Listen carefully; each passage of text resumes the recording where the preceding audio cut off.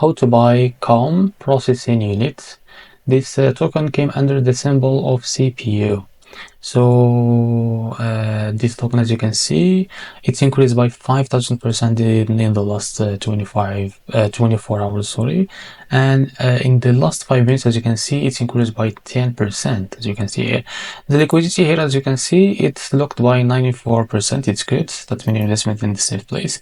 The market cap of that token, it's $4.2 million, and the volume is $17 million.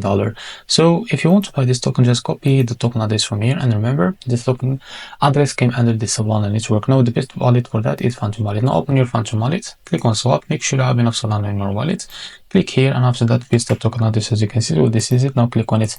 Now here type how much you want to buy.